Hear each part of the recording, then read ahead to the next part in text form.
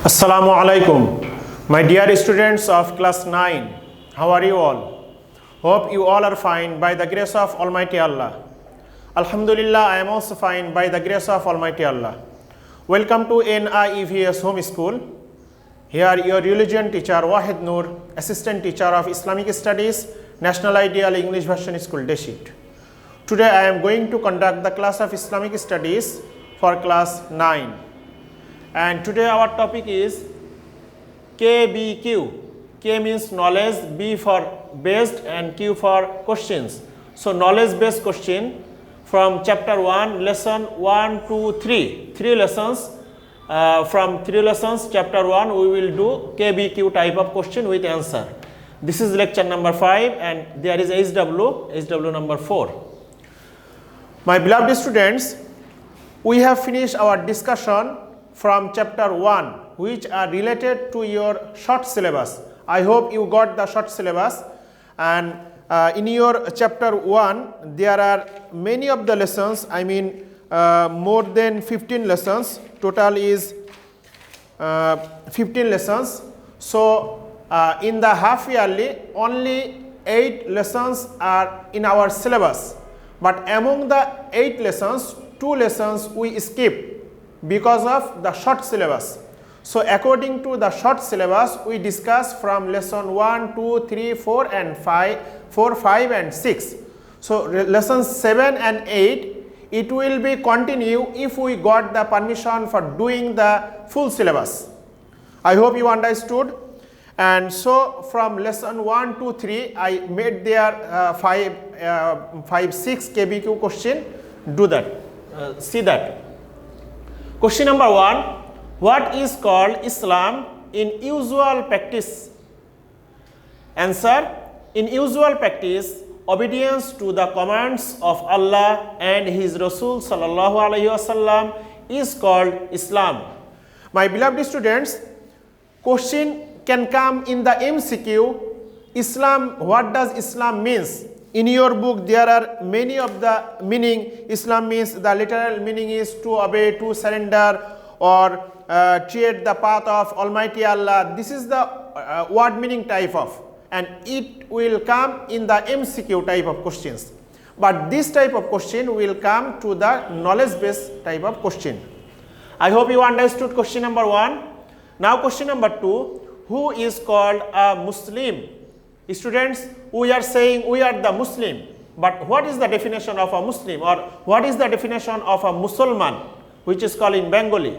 So answer is, one who leads his life according to Islam is called a Muslim or Musulman.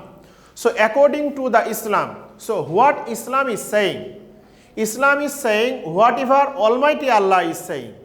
Islam is saying whatever Rasul sallallahu alaihi wasallam is saying. So in our whole life, every sectors are included in the Islam, in the Islamic Sharia, in the Quran and Hadith. So whenever we will follow, we will lead our lives according to the Islam, then we can say we are the Muslim, we are the pure Musulman. Now question number 3. What is called Iman in the Islamic parlance? Parlance means Islamic terminology, or you can say Islamic language. Answer. In the Islamic parlance, Iman denotes belief in the laws and regulations of Islamic Sharia at heart, to confess in words and to demonstrate in practice. So students, what is called Iman? And Iman, you can clarify what is Iman when you will believe about the every laws and regulations of the Islamic Sharia, and not only believe. There are 3 parts for the Iman. That is, at first you have to believe in your heart. It means Almighty Allah is our creator, our Prophet sallallahu alaihi wasallam is our Rasul. You will believe that in your heart. Then you have to say orally. You have to dictate that La ilaha illallah Muhammad Rasulullah or Kalima Shahadat. And third number, according to your saying, whatever you are saying, whatever you are believing, you have to do the activities. the activities of the salat, Saum, zakat, and etc. whatever said in the Holy Quran and Hadith. So that is called iman. Now question number 4, where have been comprehensively laid down the basic issues of faith? Comprehensively means elaborately, describe along. Answer, the basic issues of faith have been comprehensively laid down in the formula of Iman-e Mufassal. My beloved students, I hope you know Iman-e Mufassal. Already we discussed from lesson 2 or lesson 3 maybe. Lesson 2.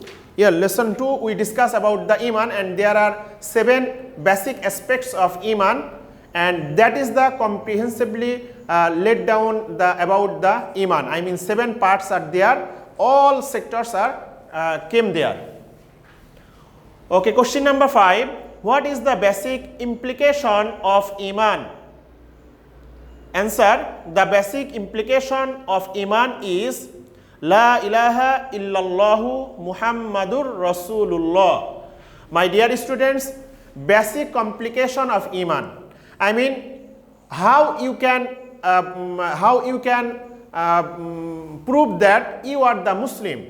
You don't know kalima tayyiba, la ilaha illallah, or kalima shahadat, or if you don't acknowledge that, then you will not be counted as the Muslim or as the mu'min.